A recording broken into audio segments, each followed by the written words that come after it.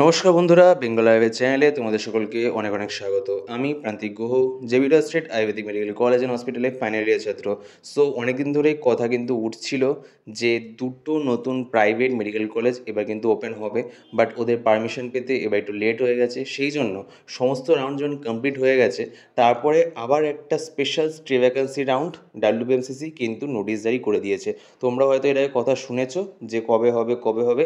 FCC থেকে একটা notice দিয়ে দেওয়া হয়েছিল যে এই তারিখে হবে, বাট এখন আপাতত আজকে অর্থাৎ 22/11/2024 ডাব্লিউবিএমসিসির তরফ থেকে কিন্তু একটা নোটিশ জারি করে দেওয়া হয়েছে স্পেশাল স্টে ভ্যাকান্সি নিয়ে। প্রথমে এর এলিজিবিলিটি ক্রাইটেরিয়া, কারা পার্টিসিপেট করতে হবে, এখানে কিছু কিছু এক্সট্রা রুলস অ্যাড করা হয়েছে যেগুলো যেগুলো তোমাদের আগের রাউন্ডের থেকে কিন্তু আলাদা আছে। তো আমি ওটা প্রত্যেকটা এক্সপ্লেন করবো, তো প্রথম থেকে ভিডিওটা অবশ্যই দেখো, ঠিক আছে। প্রথম লাইন হচ্ছে হলো in pursuance notice publish by MCC. MCC এর নোটিশ পাবলিশ করেছিল এই স্পেশাল স্টে ভ্যাকান্সি রাউন্ড নিয়ে, সেটা নাম্বার বলা আছে।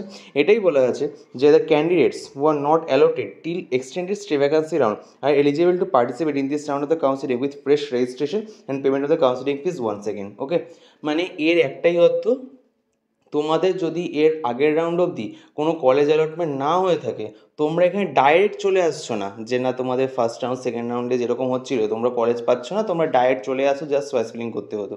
এখানে সেরকম না, এখানে তোমাদের আবার কাউন্সিলিং ফিস পেমেন্ট করতে হবে, তারপরেই কিন্তু তোমরা এখানে পার্টিসিপেট করতে পারবে, ঠিক আছে।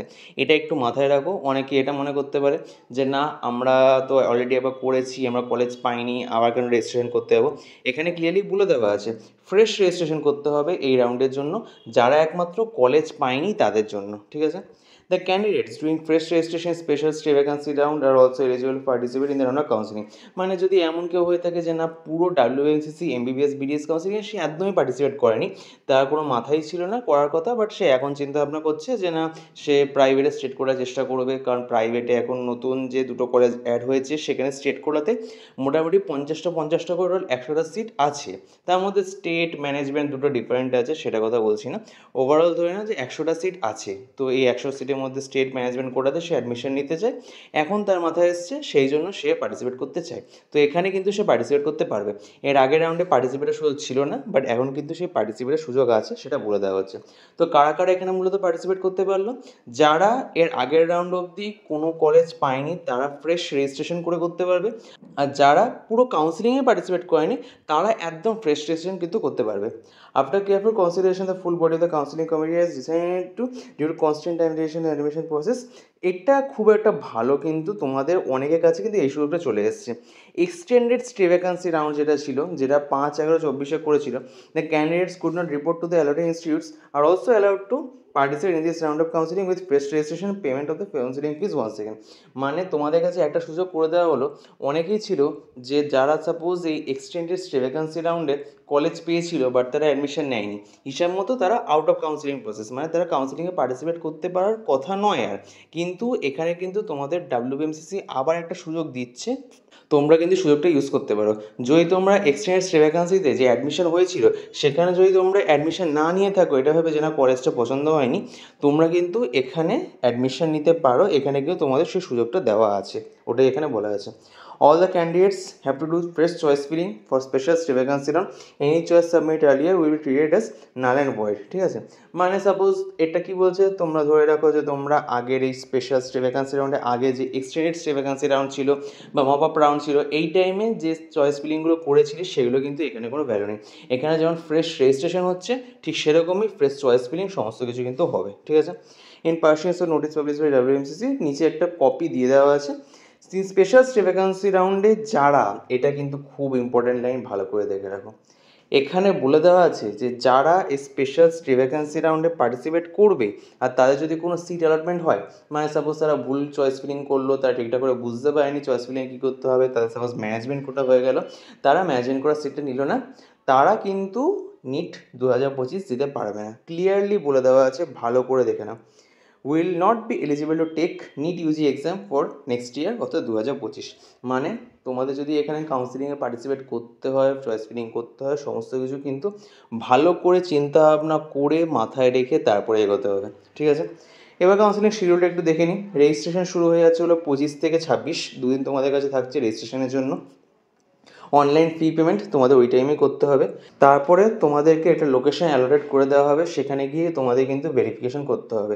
তোমাদের সেটা লোকেশন ওয়াইজ হতে পারে, বাট যেহেতু stay vacancy round I think একটা বা দুটো সেন্টারই হয়তো করবে, বা নাও করতে পারে, পুরো ওয়েস্ট বেঙ্গল ওয়াইজই করতে পারে, আমি জানি না এমবিবিএসে এই রাউন্ডটাই কী করবে।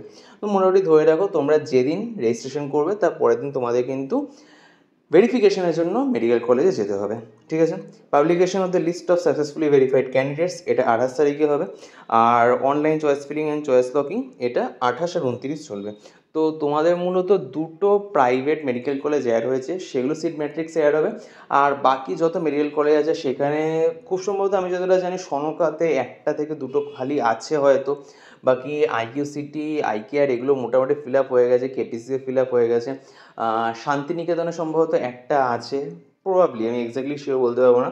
তো এই সমস্তগুলো নিয়ে কিন্তু একটা সিট ম্যাট্রিক্স ওপেন হবে, এই সিট ম্যাট্রিক্সে তোমরা দেখতে পাবে। সেই সিট ম্যাট্রিক্সের সিটগুলোর জন্য তোমরা কিন্তু সমস্ত চয়েস ফিলিংগুলো করতে পারবে, ঠিক আছে। Online choice filling and choice locking by the verified candidate list এটা 28 আর 29 এই দুদিন হবে। Publication of the allotment result stay vacancy round এটা তোমাদের রেজাল্ট কবে বেরোবে? 3 ডিসেম্বর 2024। তারপরে তোমাদের কিন্তু 4 আর 5 এই দুদিন তোমাদের অ্যাডমিশন নিতে হবে। আরেকটা বলে দেওয়া আছে, if they any further change occur in the counselling schedules and intimate for the counselling website accordingly. মানে তোমাদের জানিয়ে দেওয়া হবে যদি এরপরে আবার কিছু চেঞ্জ হয়, যেমন আগেবার এক্সটেন্ডেড স্টে ভ্যাকান্সি রাউন্ডের নোটিশ আসছিল, ওরকম যদি আরও কিছু নোটিশ আসে সেটা জানিয়ে দেওয়া হবে। তারপরে নিচে ওরা এমসিসির যে ওরাও যে একটা স্পেশাল স্টে ভ্যাকান্সি করছে সেখানে কী কী রুলস অ্যান্ড রেগুলেশনস আছে, এগুলো বিশেষ কিছু তোমাদের জানা দরকার নেই, কারণ যা যা এক্সট্রা রুলস আছে তারা কিন্তু ফার্স্ট 4টে থেকে 5টে প্যারে খুব সুন্দরভাবে ক্লিয়ার করে দিয়েছে। এখানে তোমাদের ফ্রেশ রেজিস্ট্রেশন করতে হবে, তারপরে কিন্তু তোমরা এখানে সমস্ত কিছু করতে পারবে। এমন ব্যাপার না যে তোমরা আগে কাউন্সিলিংয়ে পার্টিসিপেট করেছিলে, কলেজ পাওনি, তো তোমরা এখানে ডাইরেক্ট চলে আসবে। তোমাদের এখানে fresh registration, choice filling, verification সমস্ত কিছু করতে হবে, ঠিক আছে। সো এই ছিল আজকে ভিডিও। তোমাদের যদি এখন মনে হয়ে থাকে যে না তোমরা এই কাউন্সিলিংয়ে পার্টিসিপেট করবে, প্রাইভেট কলেজে চান্স আছে, আমরা প্রাইভেট কলেজে অ্যাডমিশন নেব, নিটের দিন দিন যা কাট অফ বাড়ছে, তোমাদের যদি মনে হয়ে থাকে যে না তোমরা প্রাইভেটে অ্যাডমিশন নিয়ে নেবে, পেইড কাউন্সিলিং যদি করাতে চাও, আমি তোমাদের শুরু থেকে শেষ অবধি ডকুমেন্টস বানানো থেকে শুরু করে আপ টু কলেজ অ্যাডমিশন সমস্তভাবে কিন্তু গাইড করে দেবো, সেটা নিয়ে তোমাদের কোনো চিন্তা করতে হবে না। আমি তোমাদের পার্সোনালি গাইড করব। পেইড কাউন্সিলিংয়ের জন্য তোমরা কিন্তু নিচের নাম্বারে আমাকে মেসেজ করতে পারো, কল করতে পারো, ঠিক আছে। এই ছিল আজকে ভিডিও। যদি আরও কোনো ফার্দার ইনফরমেশান পাওয়া যায় আমি অবশ্যই এই চ্যানেলে কিন্তু শেয়ার করবো, তো চ্যানেলটাকে অবশ্যই সাবস্ক্রাইব করে রাখো। অ্যান্ড এগেইন পেইড কাউন্সিলিংয়ের জন্য নিচের নাম্বারে হোয়াটসঅ্যাপ করবে, ঠিক আছে। যদি ভিডিওটা ভালো লেগে থাকে please like, share and subscribe Bengal Ayurveda. ধন্যবাদ।